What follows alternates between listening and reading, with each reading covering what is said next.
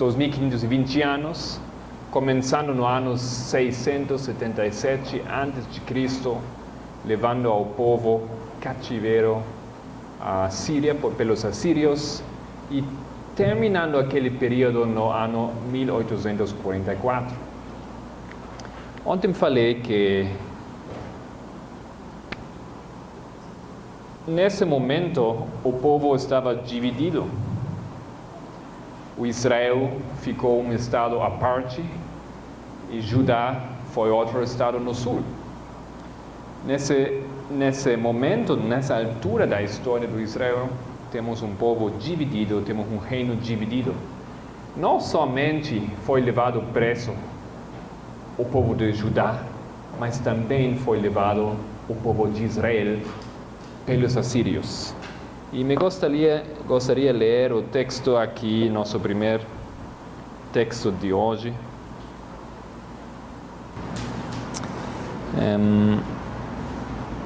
Esse texto começa com o título de William Miller.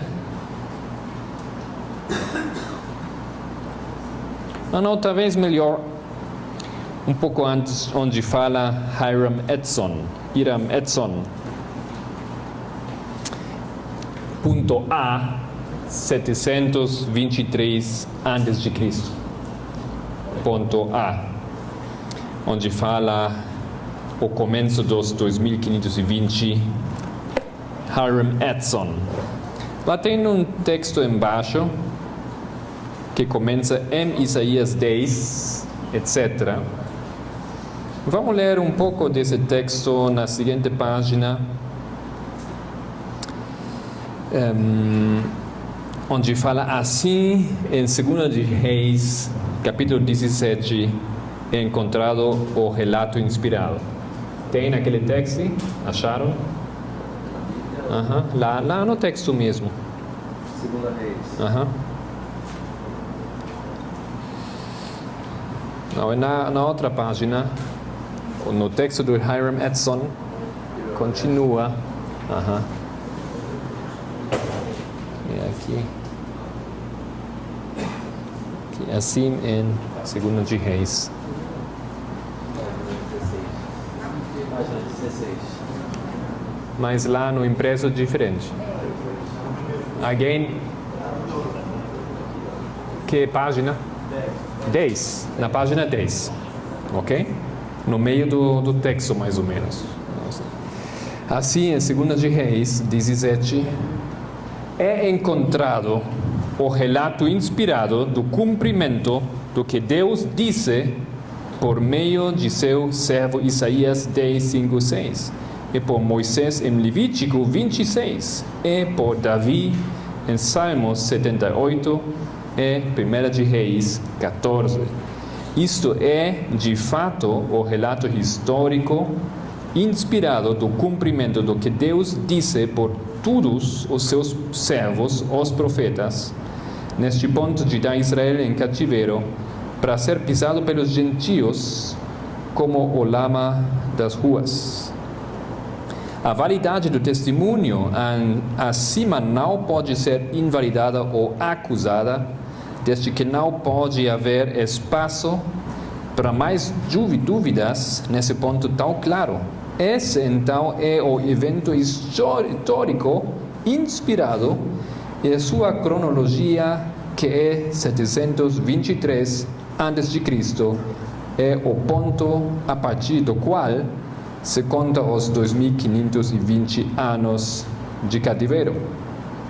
Em vez de contar da levada do rei Manassés de Judá para a Babilônia em 677 a.C., a posição do Guilherme Miller, nós contamos do encerramento e aprisionamento no cárcere do rei Oséias de Israel, que foi em 723. Isso ocorre 19 anos após a profecia de Isaías. Vamos agora lá no texto do 2 de Reis 17. 2 de Reis 17.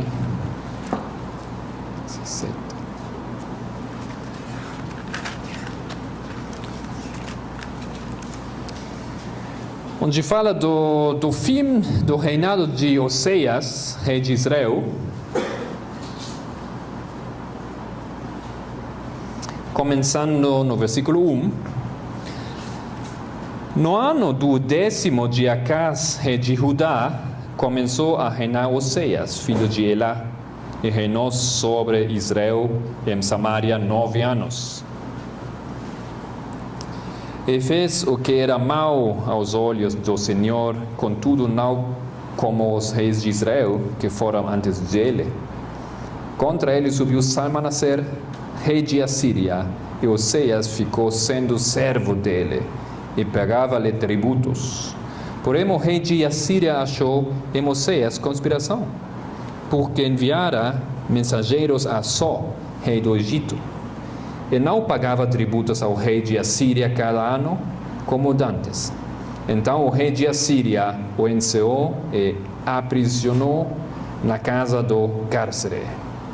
Porque o rei de Assíria subiu por toda a terra e veio até Samaria e a cercou 3 anos.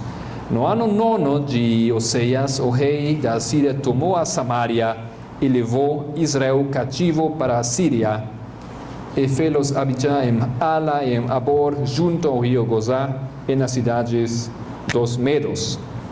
Então aqui, isso é o relato histórico, começando no ano 723. Nesse ano mesmo, o rei Salmanassar, o quinto, ele conquista a Israel com o rei Oséias. E agora, a lógica do Hiram Edson. Vocês lembram quem foi Hiram Edson? O pioneiro Hiram Edson? Hiram Edson, aquele que teve a visão no 23 de outubro, não é assim? 54, acerca do templo, do santuário. Bom, ele fala aqui que a profecia do Levítico 26 começa no ano 23, 723. E se você coloca isso aqui, nós chegamos ao ano 1798. Isso tampouco é um ano que nós não conhecemos. É um ano muito significativo, muito importante dentro das profecias bíblicas, porque aqui também fecham várias profecias, não é assim? A mais conhecida há 1260 anos, que acabou nesse mesmo ano. E a lógica dele foi o castigo de Deus desde o início da história, desde esse momento, iniciando com a história de Israel, chegou até esse momento, quando Deus removeu o castigo. E o povo cristão, a igreja do deserto, ficou livre depois de 1260 anos do deserto. Ok? Faz sentido. Deus castiga o povo tanto tempo aqui, desaparece o castigo neste ano. Ele tem uma lógica aqui muito interessante. Faz sentido. Mas isso é o assunto na história dos pioneiros. Temos agora 2 ideias da interpretação desse texto bíblico de Levítico 26. Nenhum teve dúvidas acerca dos 7 anos, 2520 anos. Isso foi muito claro para eles, mas somente diferentes ideias do começo dessa profecia. Somente para ter a visão mais ampla aqui, Guilherme Miller achou que a profecia começou no ano 677, chegando a 1844, também 2520 anos. Então a pergunta é, qual das 2 é correta? Qual das 2 é certo? Aqui nos diagramas, vamos falar mais depois desse diagrama. Vocês têm visto que os mileritas colocaram o ano 677, a duração dos 2.520 anos, chegando ao ano 1843. Ok? A posição de Miller. Miller conhecia também a posição de Hiram Edson, mas ele foi inclinado para outra interpretação. O fim, o castigo sobre Judá e não o castigo sobre Israel. Bom,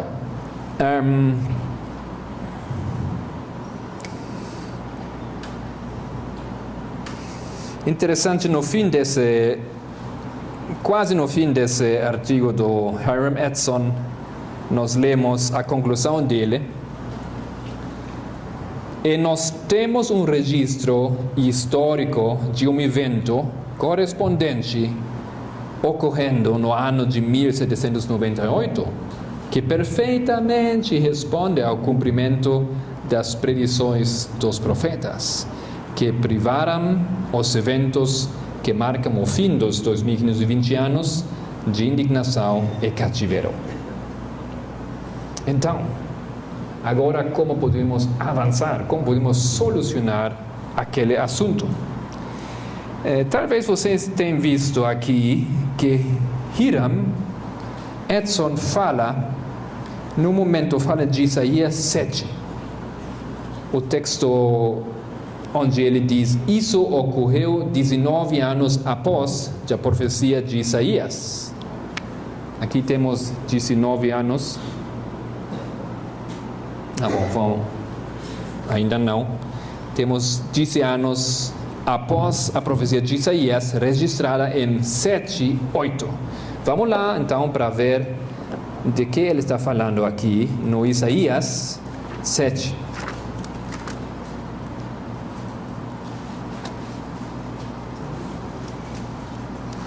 Começando desde o versículo 1, Isaías 7. Sucedeu, pois, nos dias de Acás, filho de Jotão, filho de Uzias, rei do Judá, que Rezim, rei de Síria, e Peca, filho de Remalias, rei de Israel, subiram a Jerusalém, para pelejarem contra ela, mas nada poderão contra ela. O que acontece aqui? Temos 3 reis. Temos o rei Acás. Vamos colocar aqui embaixo. Temos o rei Acás. E temos uma aliança de Rezim e outro. Qual é o nome de outro? Um pouco filho de Uzias, Acás, filho de Jotão, filho de Uzias, rei de Judá, que é Rezim, rei de Síria, e Peca, filho de Remalias. Então, outro rei é Peca. Peca foi o rei de Israel. O que aconteceu que o Peca, rei de Israel, fez uma aliança como rei do Síria em contra dos seus próprios irmãos, em contra dos judeus, em contra do Judá. Não, no relato, a história nos conta que isto aconteceu no ano 742. Pelo envolvimento das 3 pessoas aqui, somente esse ano é o ano possível do começo dessa profecia. É uma profecia. Vamos continuar lendo. E deram aviso à casa de Davi, dizendo: a Síria fez aliança com Efraim. Então se moveu o seu coração e o coração do seu povo, como se movem as árvores do bosque como vento. Tinha medo, muito medo. A aliança do rei do Israel, que é o mesmo como fala aqui, Efraim, com o sírio. Então diz o Senhor a Isaías: agora, tu e teu filho, Shear-Jashub.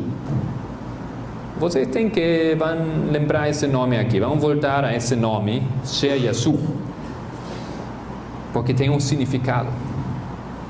Agora, tu e teu filho, Shear-Jashub, sai ao encontro de Acás, ao fim do canal do tanque superior, no caminho do campo do lavandeiro, e diz-lhe: acautela-te e aquieta-te, não temas, nem se desanime o teu coração por causa destes 2 pedaços de tições fumegantes, por causa do ardor da ira da Rezim e da Síria e do filho de Remalias, porque a Síria teve contra ti maligno conselho, como Efraim e como filhos de Remalias, dizendo: vamos subir contra Judá e molestémo-lo e repartamo-lo entre nós e façamos reinar no meio dele o filho de Tabeal.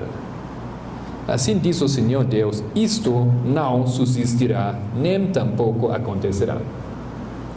Então, o Deus aclara para Acaz, mediante o seu profeta, que não tem que ter medo, porque não vai acontecer nada disso.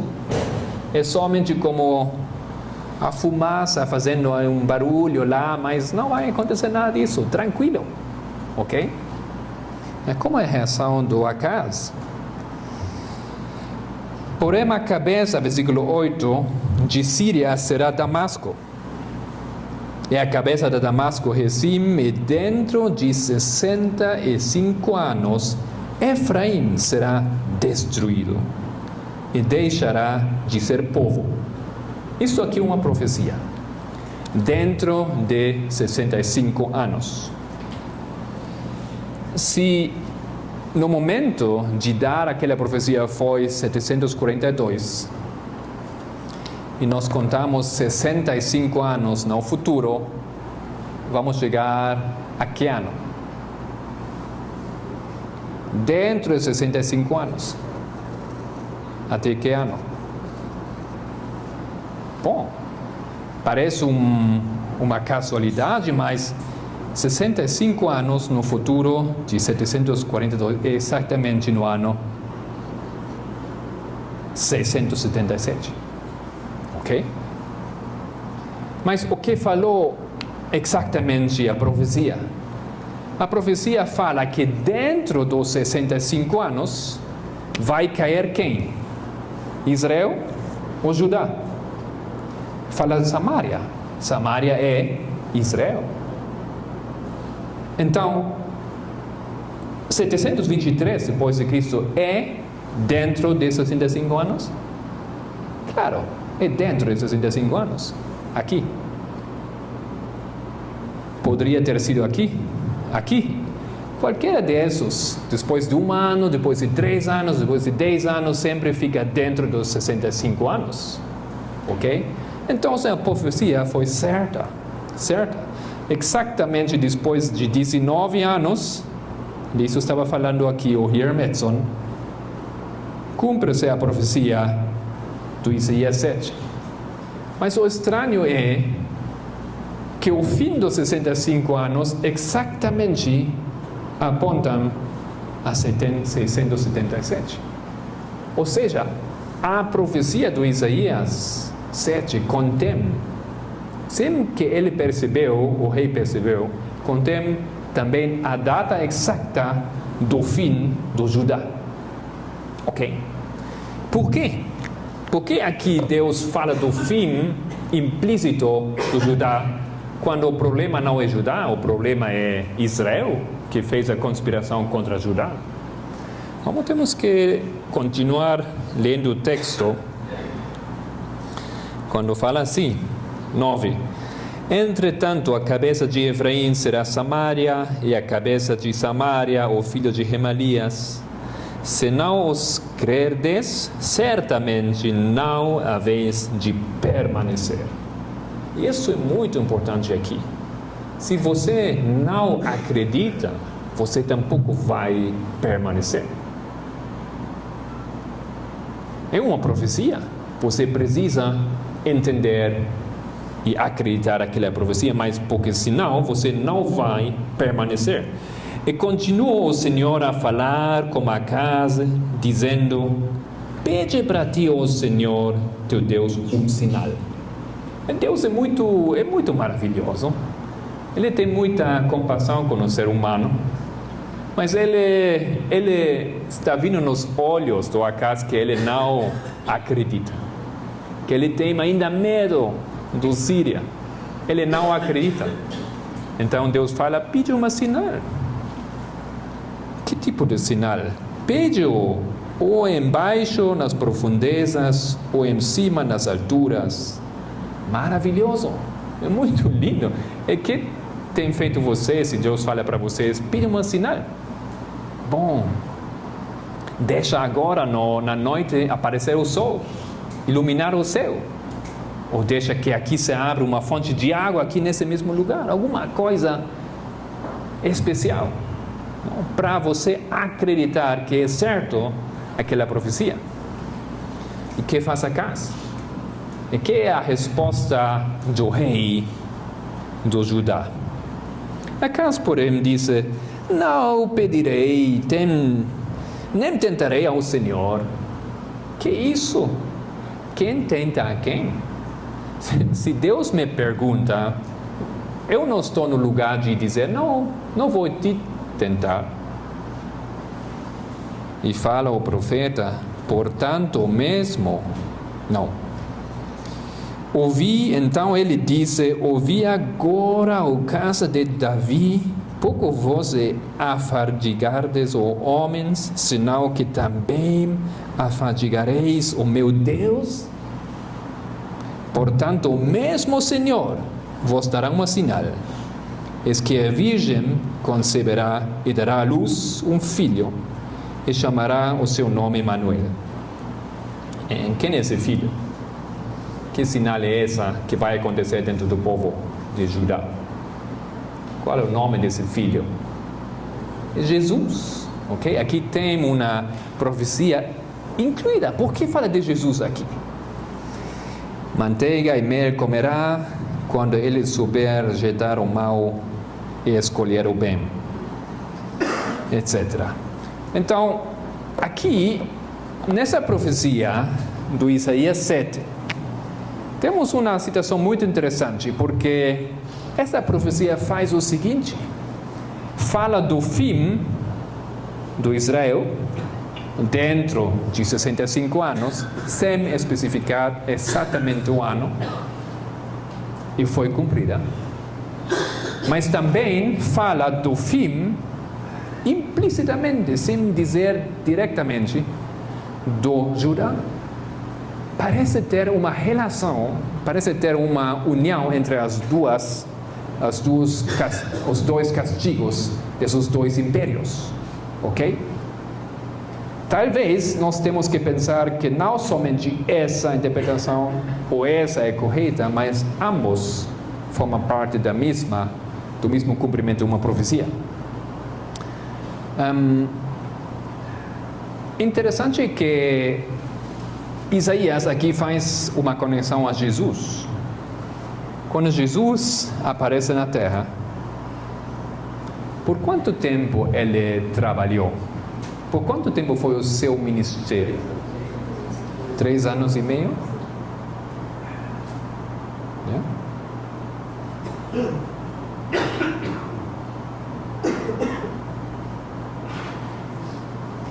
Mas a profecia que tem aqui, depois de trabalhar em conexão com isso, a profecia dos 2.300 anos, faz alguma coisa a mais. Porque o tempo do ministério de Cristo não termina na cruz. Vai ainda mais um pouco de tempo até Deus cortar a divorciar o seu povo. Não é assim? Quantos anos mais vai a profecia? Outros 3 anos e meio. Esses são quantos anos? Esses são quantos dias? Bom, 7 vezes 360 é 2.520 dias. Ok? Quando eu falei no começo que Levítico não é muito específico, fala de anos, de dias, de vezes, eu queria dizer que abarca muitas coisas mais que somente nesse momento. Basicamente, sempre quando a Bíblia fala de 7 anos, porque os 7 anos aqui é a última semana, não é? A última semana do Daniel 9. Não é assim? Tem 69 semanas, tem mais uma semana completando as 70 semanas. E as 70 semanas, não sei se vai dar tempo aqui, são justamente o castigo para o povo que se rebelou contra Deus. Ou seja, tem aqui uma relação muito interessante dentro também do ministério de Cristo, que é um ministério de uma semana, 2.520 dias. Ok. Eu falei que vamos ver um pouco aqui os nomes dos meninos. Vamos continuar um pouco aquele texto de Isaías 7.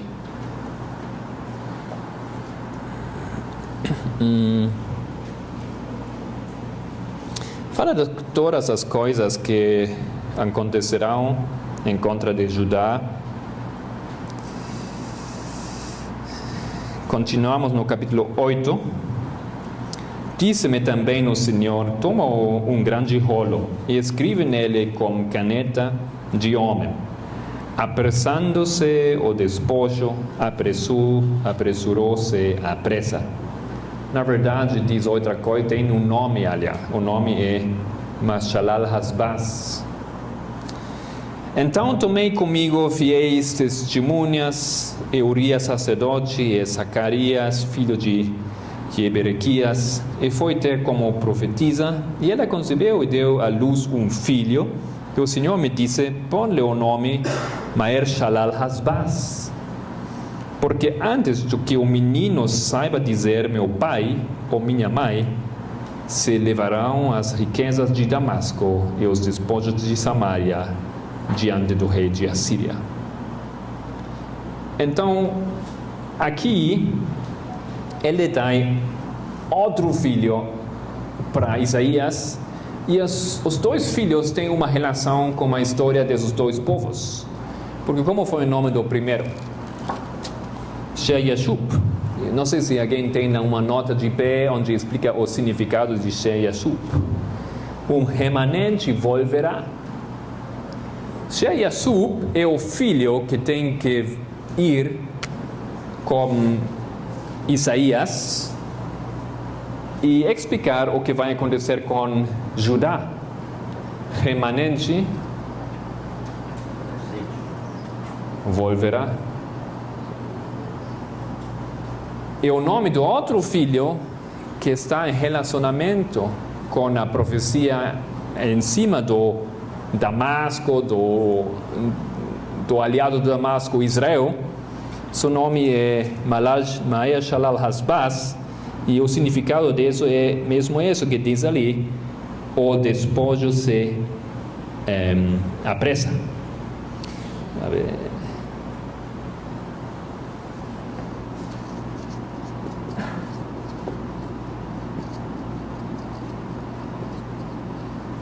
O que eu quero dizer que os meninos aqui, que ele tem que levar, seu nome tem um significado em relação à história dos 2.520 anos em cima do Israel e também em cima do Judá.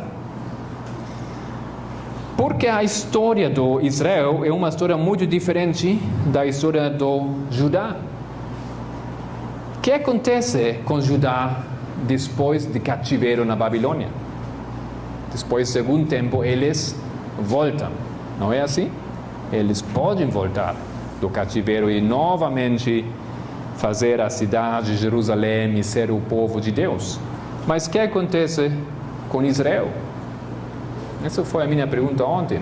Onde ficou Israel? Mas nós também conhecemos Israel como o nome de 10 tribos perdidos. Se você investiga o que aconteceu com os 10 tribos que foram levados 723 para a Síria, não existem mais. Não tem mais aqueles povos. Não existem mais. Na história bíblica, somente Judá voltou de cativeiro. O outro povo nunca voltou, nunca. Ficou sempre na escravidão, ficou sempre espalhado. Disso fala também o 2 de Reis, vamos novamente lá no capítulo 17.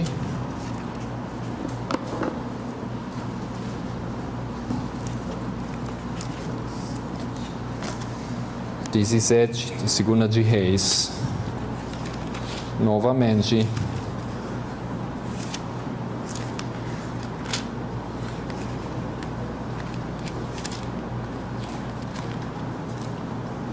Ok, fala assim,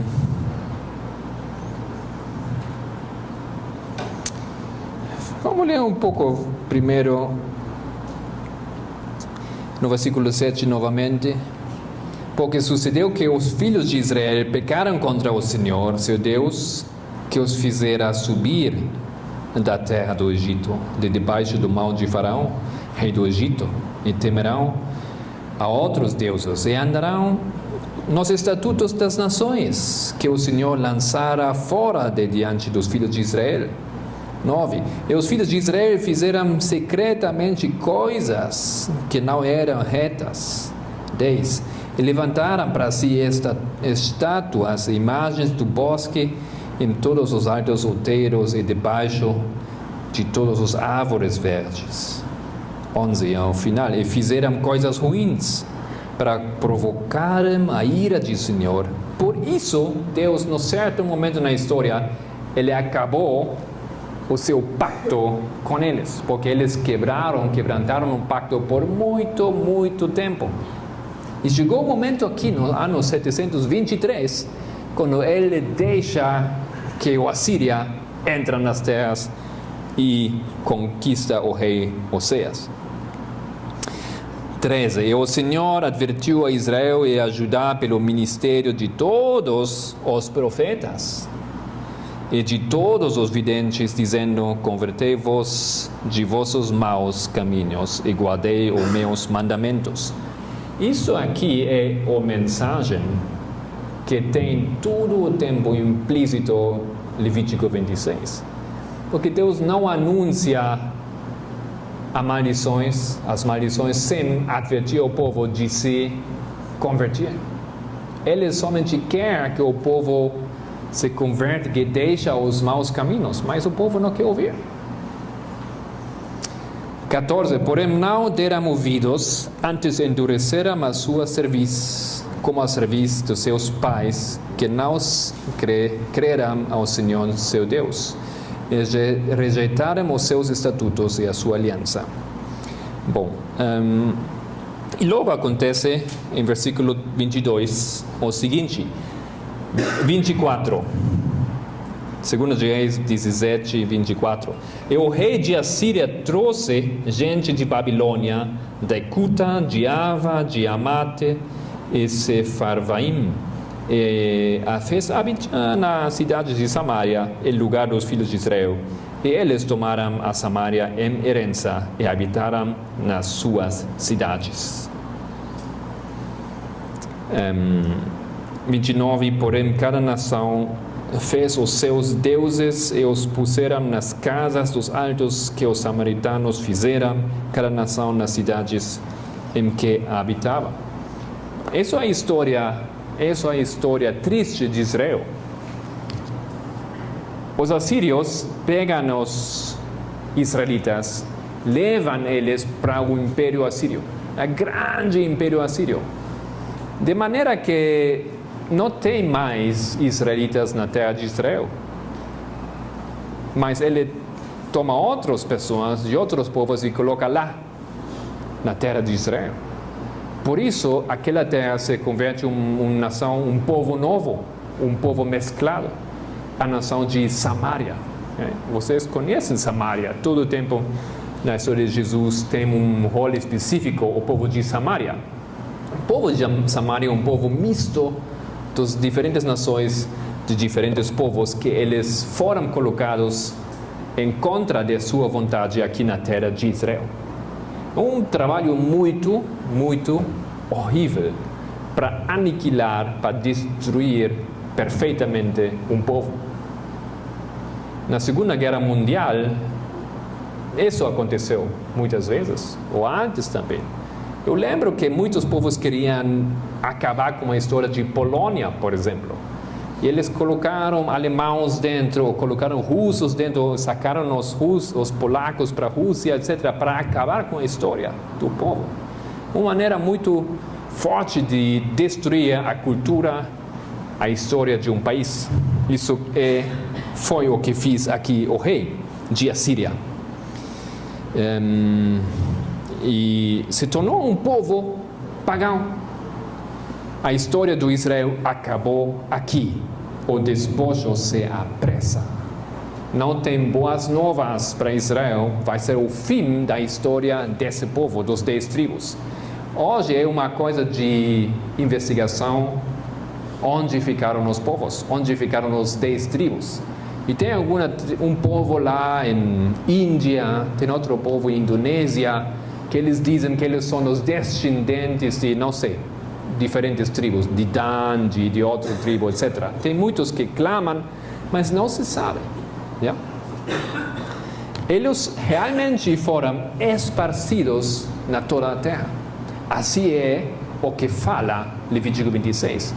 Eu esparcirão o povo. Isso é parte da profecia do Levítico 26. Mas a história de Judá é diferente. A história de Judá também é um castigo, mas no final do castigo, Deus novamente entra na aliança com o seu povo. Porque Deus perdoa. Porque Deus lembra-se do seu pacto com o seu povo. Por isso, aqui nessa história, temos Neemias orando, pedindo desculpas pelo povo a Deus. Por isso aqui Daniel também clama a Deus, lembra-te de teu pacto. E temos isso aqui acontecendo na história de Judá, mas não na história de Israel. E eles podem voltar, depois eles vão ser cortados do pacto, tristemente. Mas ao fim dos 2520 anos, que acontece como povo de Deus? A história do esparcimento e reunião, que significa os 2520, dentro da história de Judá, cumpra outro propósito. Porque Judá é o povo de Deus, o povo elegido de Deus. E maravilhosamente, nós temos aqui uma prova muito forte de dentro da profecia, muito antiga, quase dos inícios da história do povo de Deus, que Deus vai, no ano 1844, reunir o seu povo. Ok? A história de Judá é a história da reunião. O nome é o remanente volverá. Deus vai levantar um remanente. E o remanente vai voltar. Mesmo que foi castigado, mesmo que ele foi no deserto, mesmo que atravessou todo aquele tempo, mas no fim dessa profecia, no ano 1844, Deus mostrou no início da história de Israel que ele vai ter um povo que se converte no remanente. Isso aqui, para mim, é uma coisa tremendamente maravilhosa que está dentro dessa profecia dos 2520. É incrível.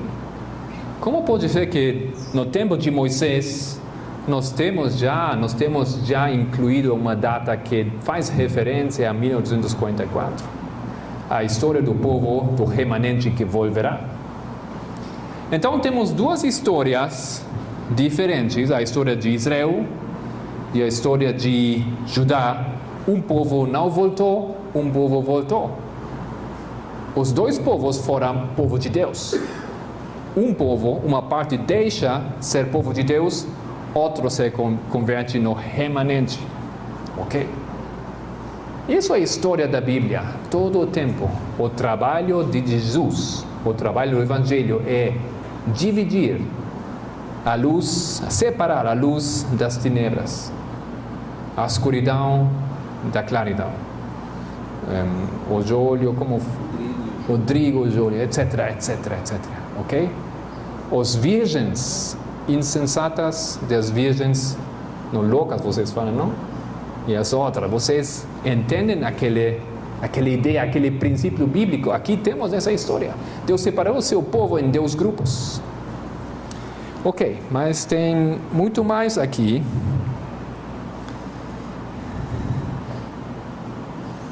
Vamos continuar aqui com o texto.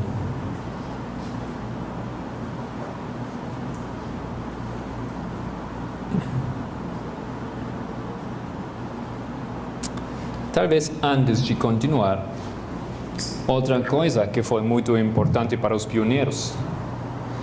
Sacando aqui, nessa segunda parte da profecia, fazendo um pouco de espaço, e somente olhando a aplicação de Hiram Edson,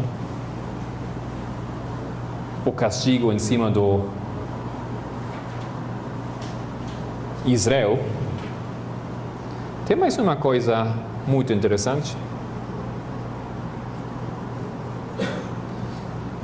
Para mim é muito difícil de acreditar que isso é casualidade, que isso é somente assim, uma coisa que, bom, é assim.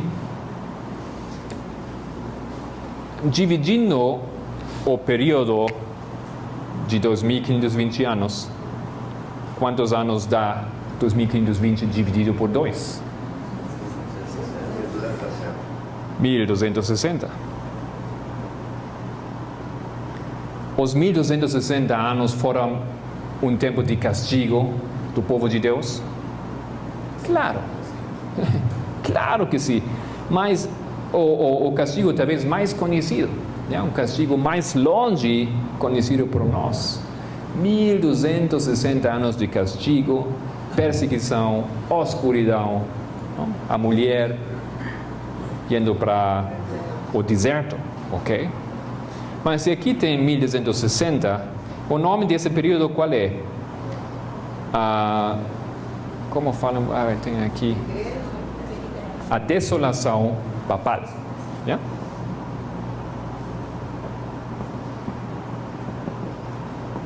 A desolação papal.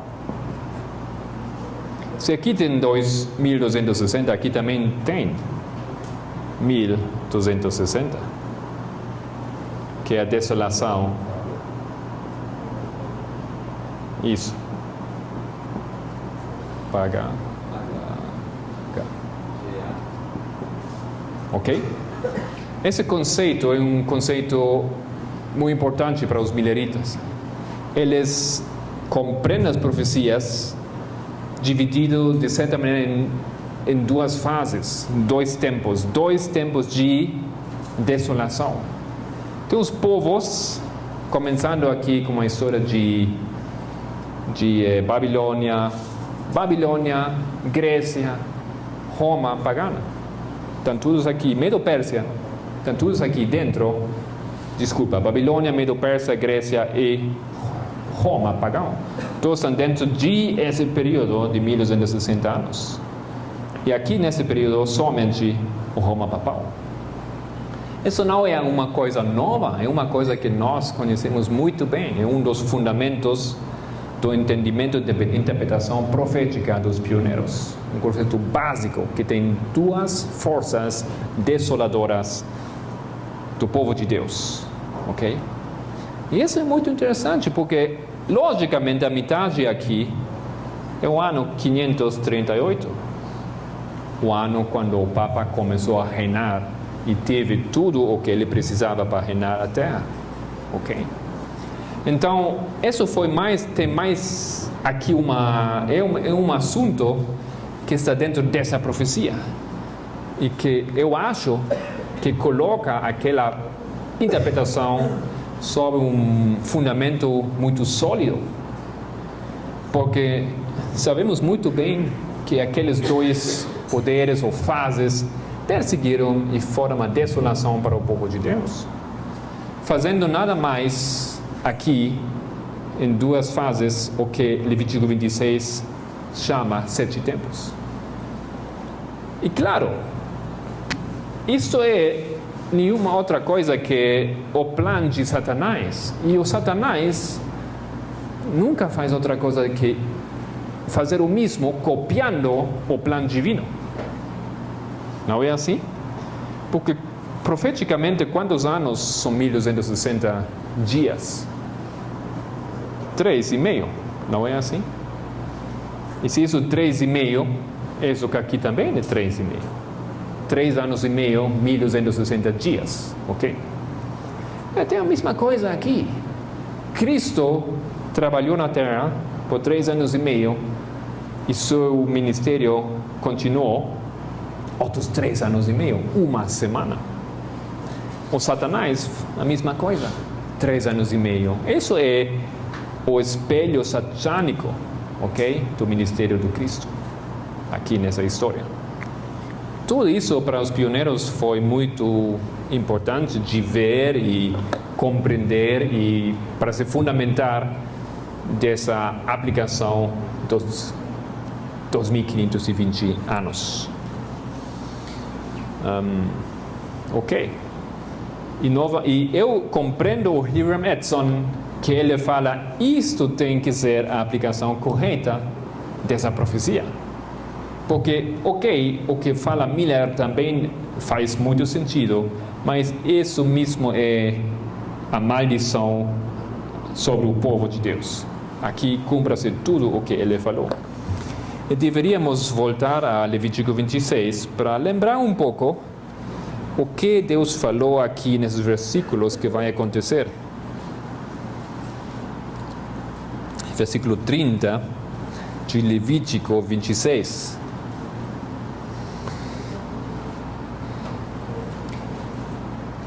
E destruirei os vossos altos, e desfarei as vossas imagens, lançarei os vossos cadáveres sobre os cadáveres dos vossos deuses. A minha alma se enfadará de vós. Nós temos lido em 2 de Reis 17 aquela coisa, não? Que eles fizeram os altares lá em cima, e que Deus aqui fala que Ele vai destruir tudo isso. 32, e assolarei a terra, e se espantarão disso os vossos inimigos que nela morarem. E espalhar-vos entre as nações, e desembainharei a espada atrás de vós, e a vossa terra será assolada, e as vossas cidades serão desertas. Ok? Isso então é o tempo do espalhamento, o tempo de castigo, a separação, o fim do povo de Deus. Essa parte, essa aplicação da profecia. Mas ainda não temos resolvido a pergunta qual estava certo, o Miller ou o Edson. Qual estava certo dos dois? Porque isso é muito lógico, e do Miller também faz muito sentido. Hiram Edson afirma os 1798 e Miller afirma os 1844. Bom, então tem aqui mais outros textos. E lembramos o texto, vamos ver nesse momento da história do Jacó. Jacó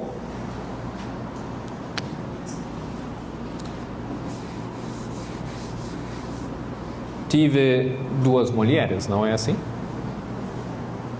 Quanto tempo trabalhou para a primeira? Como vocês falam, o nome dela é Lia, Raquel. Ele trabalhou por Lia, trabalhou quantos dias? Não anos, dias. Claro. 7 anos por 360, um ano no calendário judeu tem 360 dias. A mesma Bíblia diz isso. Não tem 365, porque não é baseado no calendário do movimento do Sol, ok? Então, ele trabalhou 2.520 exatamente dias para Lia. Ele gostou daquela mulher, ele gostou dela? Não, foi uma decepção. Aquela história com Lia foi uma história de decepção, um castigo para ele na realidade, ok? Foi um castigo. Por quê? Porque ele mentiu, ele se rebelou contra Deus, ele fez coisas não retas diante de Deus e teve a sua consequência, ok? O que passou quando, no fim dos 7... Bueno, acho que quase não é preciso explicar o resto, porque vocês já compreendem. Então, ele teve que trabalhar outros... Quantos dias?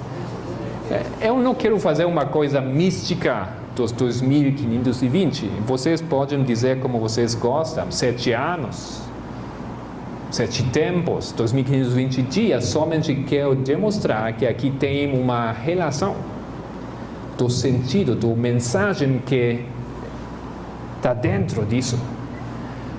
Os 7 anos trabalhando por Lia foi uma derrota, foi um castigo para ele. Igual ou similar à história de Israel. Tem uma paralela, tem. Mas os outros 7 anos, outros 2520 anos, foram maravilhosos para ele, não? Porque ele conseguiu, ao final, ele conseguiu o quê? A mulher que ele queria. E que é a mulher na Bíblia, na profecia?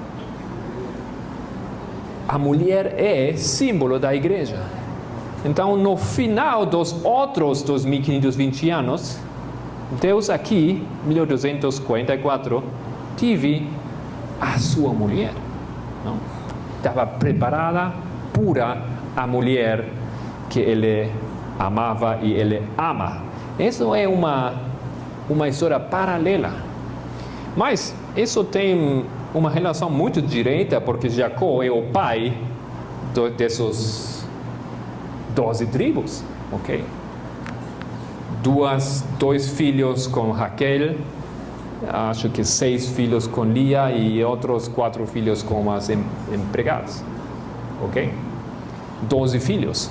Então, a história do Jacó converte-se na história do povo.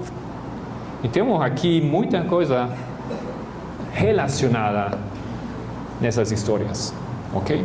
Vamos fazer agora então uma pausa, 5 minutos e continuamos depois. Muito obrigado.